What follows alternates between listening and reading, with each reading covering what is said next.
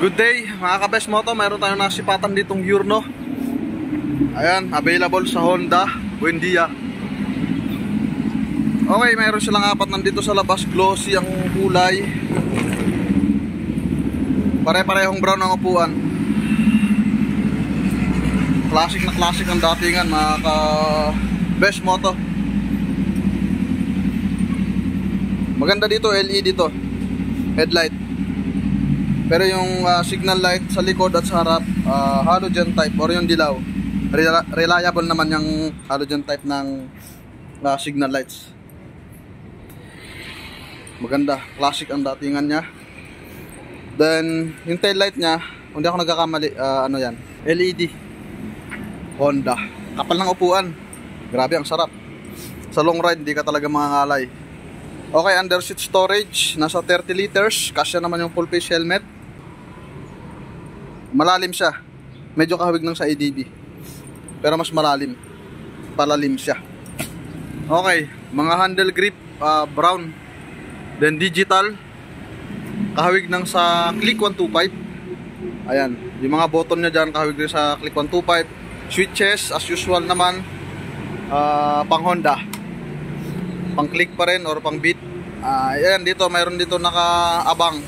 Kung sakaling papagawan mo ng hazard, mayroon nakabang para lagayan ng switch. Bibili ka na lang ng switch ng ADB or sa PCX kasi yan dyan. Itong Giorno na to yung CBS Combi brake. Ayan, 12 inches diameter, front and rear mags. Ganda na ito, panalo. Then ang battery nya wala na dito sa apakan, nandito sa harap. Safe na yan kapag may baha. At yung tangke nya wala sa upuan, nandito sa ilalim.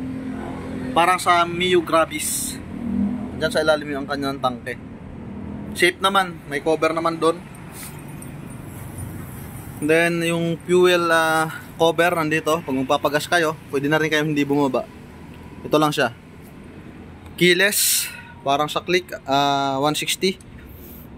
Ayan, pipindutin nyo lang. Ayan, okay. Okay, pipindutin nyo lang to para sa seat. Then sa fuel, ayun, bumukas. Maganda kasi mabilis yung responsive siya.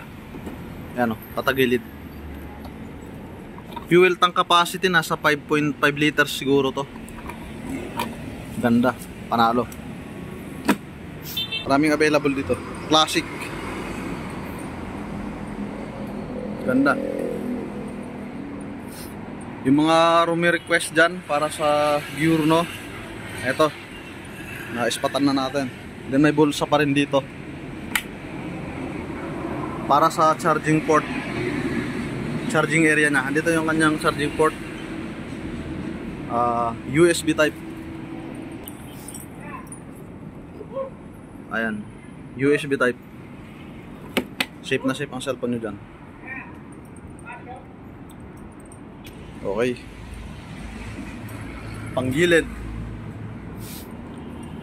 liquid cooled 125cc, 4 valves. Kaya malakas, 4 valves siya.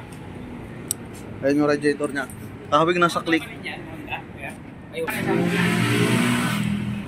Napakaganda ng isang to, parang kulay gatas. Gatas na may kape.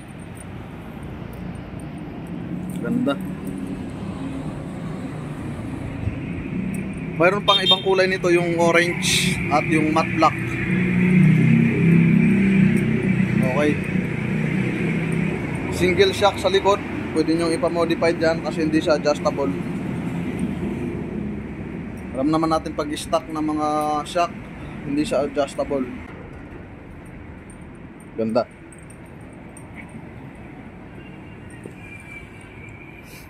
So yun, mga ka-Best Moto, maraming salamat sa mga sumusuporta. Ride safe always.